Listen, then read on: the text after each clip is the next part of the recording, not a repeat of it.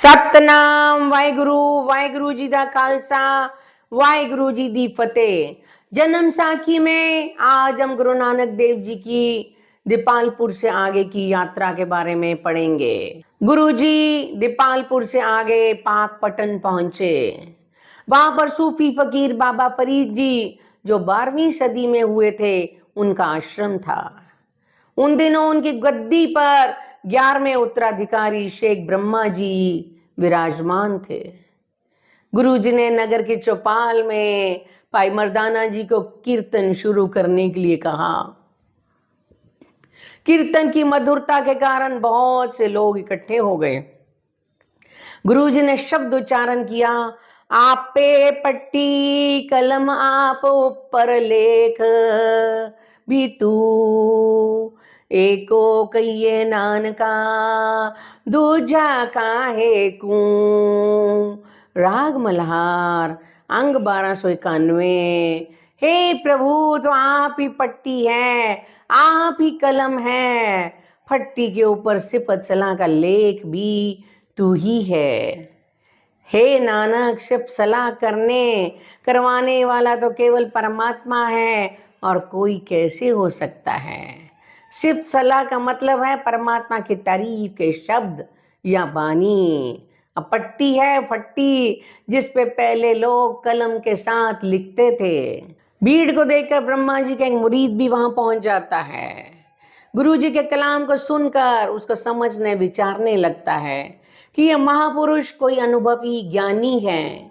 इनकी बानी का तत्व सार तो उनके प्रथम मुर्शद फरीद जी की बानी से मिलता है कि प्रभु केवल एक है, उसके अतिरिक्त कुछ भी नहीं है, जहां तहां सब कुछ उसी का प्रसार है।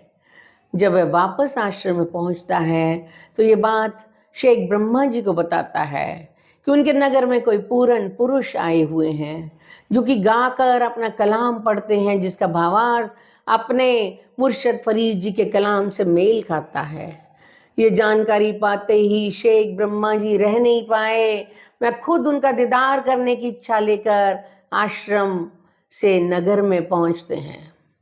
गुरु जी द्वारा गायन किया गया कलाम उन्होंने बहुत ध्यान से सुना और बहुत खुश हुए। गुरु जी से अपनी शंकाओं का समाधान पाने के लिए कुछ प्रश्न किए। इस मानव समाज में बुद्धिजीवी कौन कौन है? गुरु जी उत्तर देते हैं, जो व्यक्ति मन से त्यागी हो और जरूरत पड़ने पर वस्तुओं का भोग करे, वही बुद्धिजीवी है। दूसरा प्रश्न है, सबसे बड़ा व्यक्ति कौन है? गुरु जी ने उत्तर दिया, जो सुख दुख में एक सम रहे, कभी विचलित ना हो। उनका अगला प्रश्न था, सबसे समृद्धि प्राप्त व्यक्ति कौन है? इसके उत्तर में गुरु जी ने कहा, वह व्यक्ति जो तृष्णाओं पर विजय प्राप्त करके संतोषी जीवन व्यतीत करे। उनका अंतिम प्रश्न था, दीन दुखी कौन है? इसके उत्तर में गुरु जी ने कहा, जो आशा और तृष्णा की पूर्ति के लिए दर दर भटके। इसके बाद गुरु जी से शेख ब्रह्मा जी के अनुयायी कमाल ने प्रश्न पूछा कि हमें सम्मान किस युक्ति से मिल सकता है? गुरु जी ने उत्तर दिया, दीन दुखियों की निष्काम सेवा करने से आदर सम्मान मिलता है। हम सबके मित्र किस तरह बन सकते हैं? गुरु जी ने बहुत प्यारा सा जवाब दिया, जो हर व्यक्ति अपना सकता है। अभिमान त्याग दो, मीठी वाणी बोलो। गुरु जी कुछ दिन शेख ब्रह्मा जी के अनुरोध पर पाकपटन में रहे। गुरु जी वहाँ रोज सुबह शाम कीर्तन करते, अपनी बानी उनको सुनाते और शेख फरीद जी की बानी उनसे सुनते। गुरु जी ने इस प्रकार बानी का आदान प्रदान किया और वहां से शेख फरीद जी की बानी इकट्ठी करके अपनी पोथी में संकलित की, जो बाद में गुरु ग्रंथ साहब जी में मिलती है। विदा करते समय शेख ब्रह्मा जी ने गुरु जी से प्रार्थना की, मुझे ऐसी कैंची दे दो जिससे मेरा आवागमन का रास्ता कट जाए।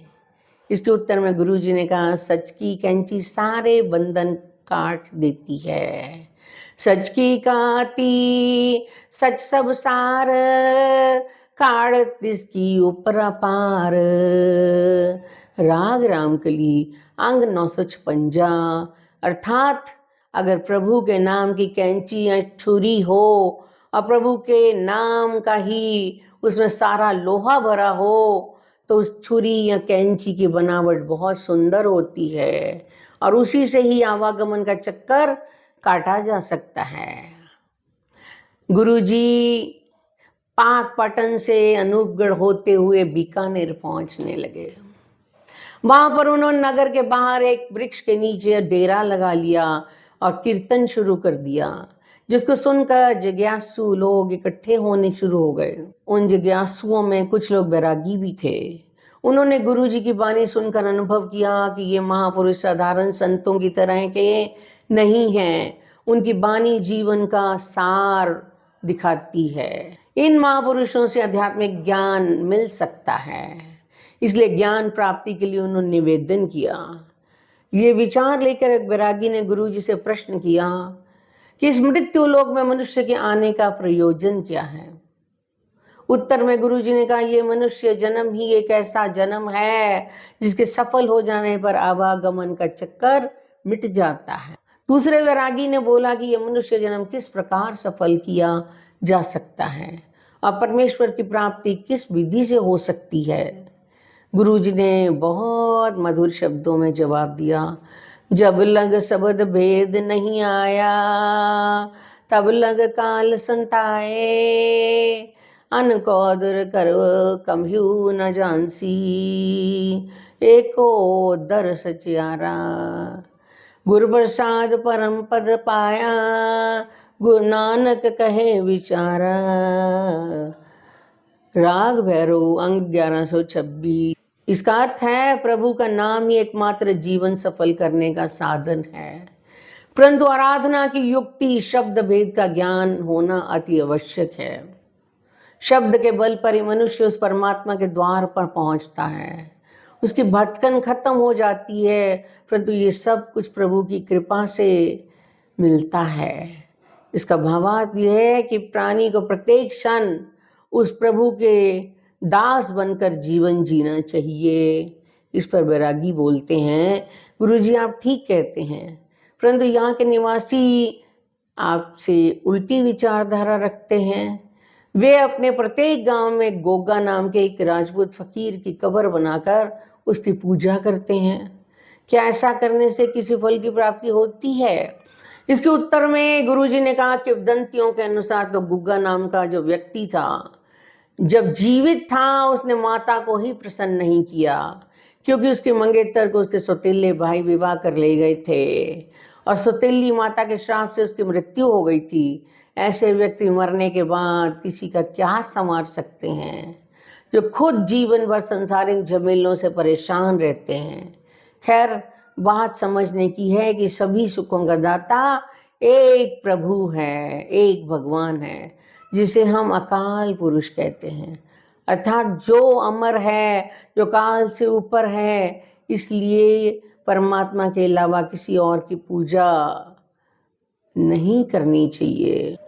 यहाँ परमात्मा की पूजा कर तो उसका नाम जपने से है, परमात्मा का नाम जपना ही उसकी पूजा है। कर कृपा राखे रखवाले, बिन बूझे पशु भये बेताले, गुर कया वर नहीं दूजा, किस कहूँ देख करे उनन पूजा। राग गौड़ी अंग 224। गुरु जी कहते हैं कि यदि हमें आवागमन के चक्कर से छूटना है तो उस परमात्मा को याद करना है, उसका सिमरन करना है और अच्छे कर्म करें तो हम प्रभु को पा लेंगे और आवागमन के चक्कर से छूट जाएंगे। सतनाम वाहिगुरु जी दा खालसा, वाहिगुरु जी दी फतेह।